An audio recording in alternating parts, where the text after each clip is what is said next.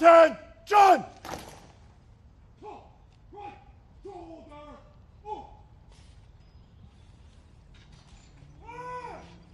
Carry! March! Post 20, post. Transform.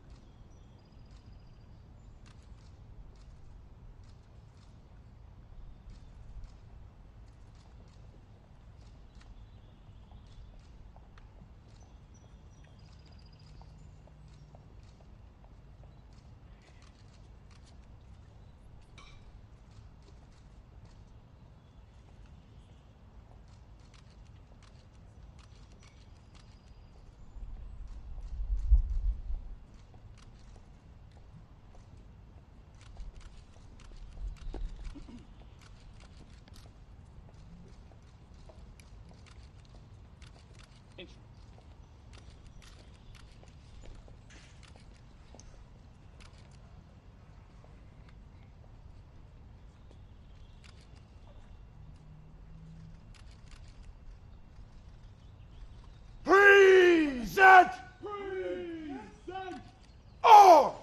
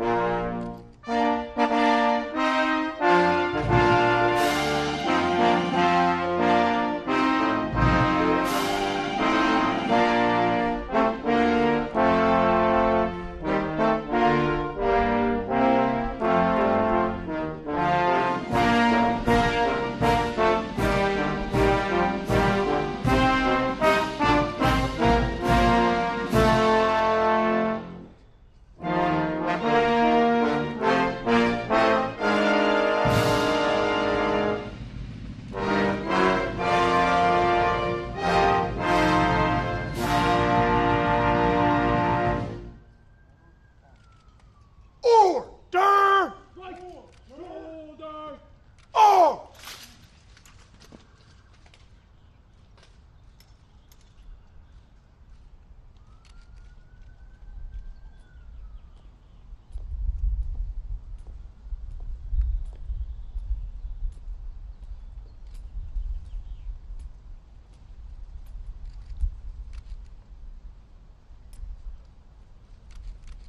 Present! present! Arms!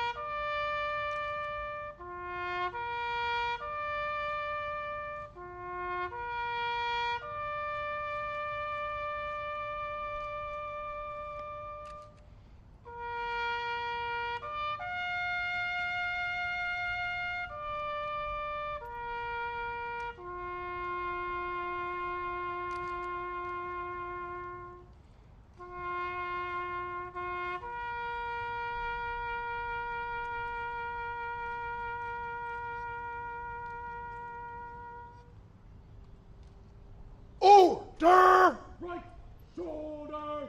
Arms!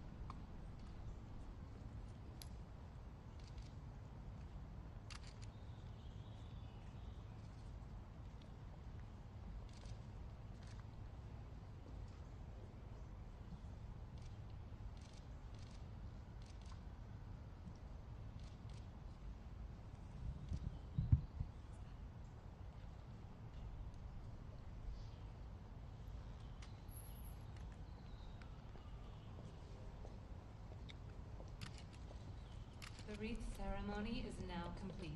The Memorial Day observance will begin momentarily. Please move to your seats.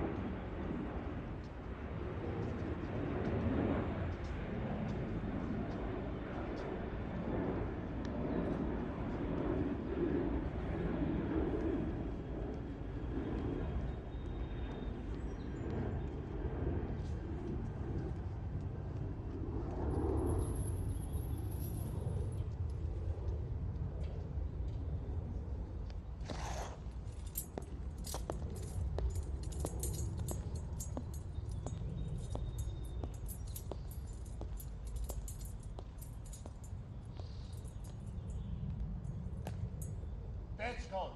Come forward. More.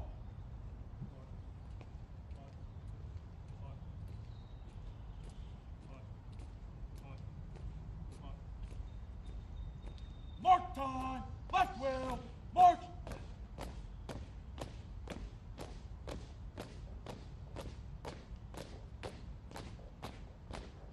Turn. Halt. Present. Arms!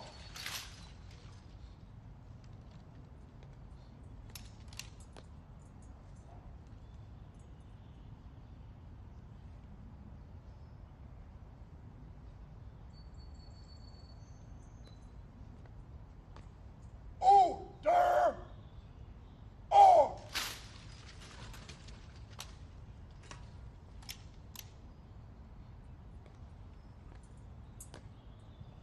Charlie goes. Go! Left wheel! Move!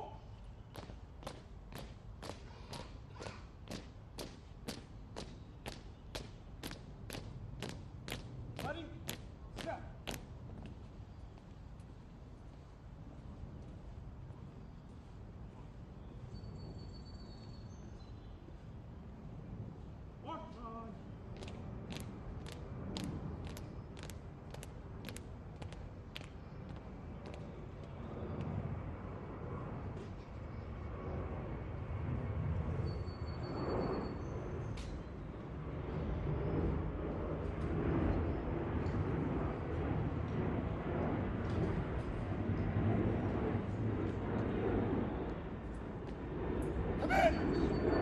charge of your units.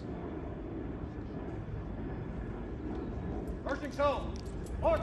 Side. March. Forward. March. Army platoon. Downward. On, out. Left. Forward. Forward. Move platoon.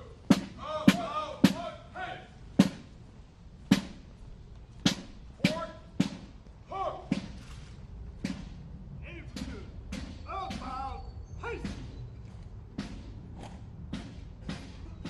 Forward. Hurt. Air Force platoon. Outbound. Haste.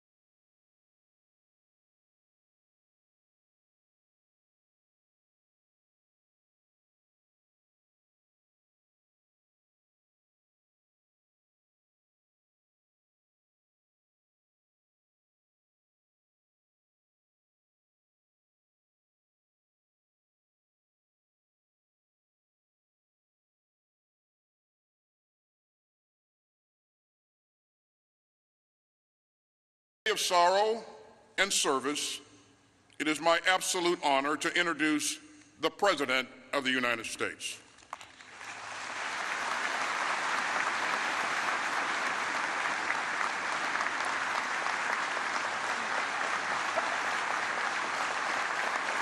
Thank you. Thank you, thank you, thank you. Please.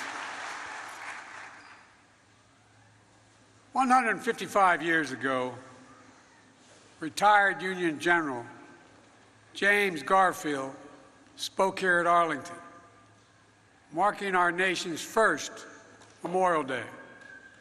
Standing amid rows and rows of marble stones, many of his own fallen soldiers among them, he asked, "What brought these men here? What high motive led them to welcome death?" Then he answered his own question. He said, "Our nation's life." My fellow Americans, Jill, Vice President Harris, Second Gentleman Inhofe, Secretary Austin, Secretary McDonough, Secretary Mayorkas, General Milley, and most importantly, veterans, servicemen and women, and their survivors. Today, we once again gather in this sacred place at this solemn hour to honor fallen heroes. To once again stand amid the rows and rows of marble stones that bear witness to the brave women and men who served and sacrificed for our freedom and for our future. Those who died so our nation might live. Every year, as a nation, we undertake this rite of remembrance. For we must never forget the price that was paid to protect our democracy. We must never forget the lives these flags, flowers, and marble markers represent. A mother, a father, a son, a daughter, a sister, a spouse, a friend, an American. Every year we remember, and every year it never gets easier. To all those here and across the nation who are grieving the loss of a loved one who wore the uniform, our Gold Star families, to all those with loved ones still missing and unaccounted for, I know how painful it can be, how it can rip open that black hole in the center of your chest you feel like you're just sinking into. Bringing you back to that exact moment you heard that knock on the door or the telephone ring. The exact moment you had to tell your children that mom or dad would not be coming home. The hurt is still real. It's still raw.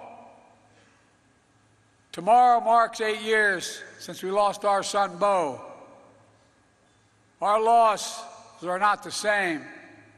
He didn't perish in the battlefield. It was cancer that stole him from us a year after being deployed as a major in the United States Army National Guard in Iraq.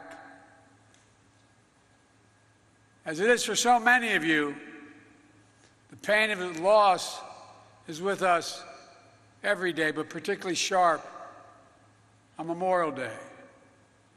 Still clear. Tomorrow is his anniversary. But so is the pride Jill and I feel in this service, as if I can still hear him saying, "Dad, it's my duty, Dad. It's my duty. Duty." That was the code my son lived by, and all those you lost lived by. It's the creed that millions of service members have followed, from the fields of Yorktown to the shores of Normandy, to the rice paddies of Pusan, to the valleys of Kandahar, to the mountains of Sinjar and beyond, many of whom never returned home. Throughout history, these women and men laid down their lives, not for a place or a person or a president, but for an idea, unlike any other idea in all of human history. The idea of the United States of America. This sanctuary honors that sacrifice and tells their stories. And in turn, it tells our story, the American story, the story of the patriot who died to deliver a nation where everyone is entitled to certain inalienable rights, among them life, liberty, the pursuit of happiness. The story of hundreds of thousands of soldiers who shed their blood to make these words real. The story of the brave Americans who fought the forces of fascism and died for preservation of democracy. As we're reminded by the hundreds of graves here in Section 60 of Arlington and across our nation, the story of the women and men who sacrificed everything to keep democracy safe and secure during the last 2 decades. Each of them, a link in the chain of honor that stretches back to our founding fathers in those days. Unbreaking, unbending, not just in their duty and devotion, but something even deeper, and their faith in us. Their faith in us, that we will be worthy of their sacrifice. Our service members have always embodied the highest expectations of our democracy. They've always held faith in our country and all that we could be, a citadel of liberty, a beacon of freedom. For our democracy is our strength, the wellspring of possibilities, and the source of endless renewal. It's how we've been able to constantly change and adapt through the centuries. It's why we've always emerged from every challenge we face stronger than we entered it. It's how we come together as one nation, united. And why there's nothing we can't do in America when we do it together. It's a truth. We celebrate this year as we mark 75 years of a desegregated military, 75 years of women's full integration, 50 years of an all-volunteer force. Throughout the annals of history, our troops have fought for our democracy, and if necessary, died for it. Today, their service and sacrifice, and that of their families, echoes far beyond those silent stones out there. We've seen the strength of our NATO alliance, built from the bonds that we forever forged in the fires of 2 world wars. We see it in the troops still standing sentinel on the Korean Peninsula, preserving peace side by side with our allies. We see in every base, every barrack, every vessel around the globe where our military proudly serves and stands as a force for good in the world. And just as they've kept the ultimate faith to our country, to our democracy, we must keep the ultimate faith to them. As a nation, and people have heard me say this for a long time, as a nation, we have many obligations. But I believe in every fiber of my being, we have only one truly sacred obligation: to prepare those we send into harm's way and care for them and their families when they come home and when they don't. It's a sacred obligation, not based on party or politics, but on a promise to unite all of us There's nothing more important, nothing more sacred, nothing more American. Together, over the last 2.5 years, we've worked to make good on that promise, passing more than 25 bipartisan laws to support our service members, their families, caregivers, and survivors. That includes the PACT Act, the most significant law in our nation's history, to help millions of veterans who were exposed to toxic substances in burn pits during their military service. Pits the size of football fields that incinerated the wastes of war, such as tires, chemicals, jet fuel, and so much more. To many of our nation's warriors that have selflessly served, only to return home and suffer from the permanent effects of this poisonous smoke. Too many have died. Excuse the personal reference, like my son Bo, or like Sergeant First Class Heath Robinson, for whom the act is named. Last year, after I signed the PACT Act, I handed the pen to his daughter, Brielle. She and her grandmother are with us today. After I handed her the pen, this beautiful little girl is sitting over there. Thank you for waving, baby.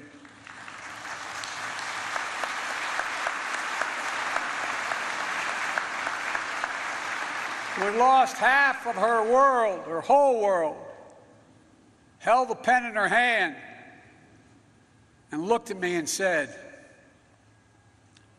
"Thank you for my daddy. Thank you for my daddy." God love you, honey. But I don't think she was just thanking me. She was thanking all of us. Everyone who fought so hard, who came together to keep our promise to our veterans, to keep the faith with our heroes. On this day, we come together again to reflect, to remember, but above all, to recommit to the future our fallen heroes fought for.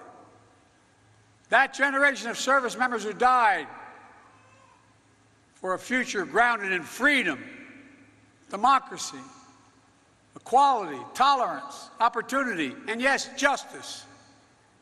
We use those words all the time. But we've seen of late, here and around the world, that they have to continually be fought for. Not just for some, but for all. This is more important than just our system of government. It's the very soul of America, a soul that was forged by our nation's first patriots, a soul that triumphed over trials and testing less than a century later, a soul that endured because of the sacrifice of generations and generations of service members ever since. Together, we're not just the fortunate inheritors of their legacy. We must be the keeper of their mission, the bearers of the flame of freedom that kept burning bright for nearly 247 years. That's the truest memorial to their lives. Our actions every day to ensure that our democracy endures, our Constitution endures, and the soul of our nation, our decency, endures. Ladies and gentlemen, 155 years ago, our ancestors stood here and asked themselves, what brought our heroes to this hallowed ground? What high motive led these brave souls, as General Garfield said, to welcome death?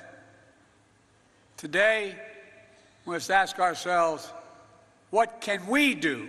What must we do to uphold the vision for which they lived and which they died? Today, it's on all of us, to ensure that sacrifice was not in vain, to keep working toward a more perfect union, one where all women and all men are created equal. We're the only nation in the world built on an idea. Every other nation is formed based on things like geography, ethnicity, religion. We're the only nation in the world built on an idea that we're all created equal. We haven't always lived up to it, but we've never walked away from it. And today, standing together to honor those Americans who dared all and gave all for our nation, we can say clearly, we never will. God bless all those who gave their lives so our nation might live. God bless their families, and may God protect our troops today and always. Thank you.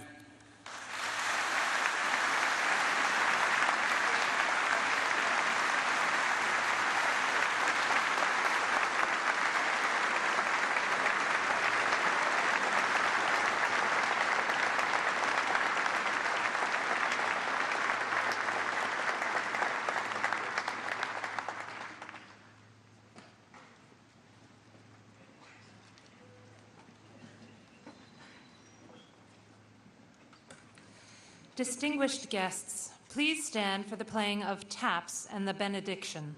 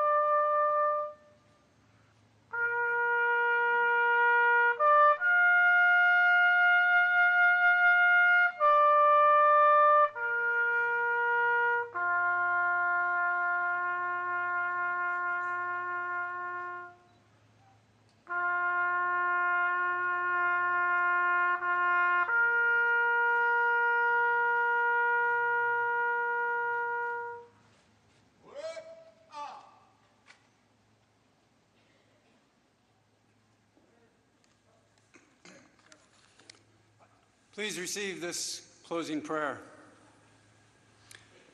God, those were such solemn tones that mean so much to us as a nation. I pray that you grant us the grace to never forget and to lead lives worthy of the price paid on our behalf by those who have gone on before and those who continue to serve. God, with all humility, I thank you for your goodness to this nation, to our service members and their families. As our president has stated, God, we have a soul. And I pray that you would help us to align our faith correctly. And God, preserve the soul of this nation. Preserve the souls of those that serve. And with great expectation, I ask you to protect them now, wherever they may be. For some are in harm's way this day, and many are separated from the ones they love. Bless our government, its leaders, and provide godly counsel and wisdom to guide us in your will. God, please do bless America, this nation that we love so much. It's in your holy name I pray. Amen. Please remain standing for the singing of God Bless America, performed by the United States Navy Band and Sea Chanters Chorus.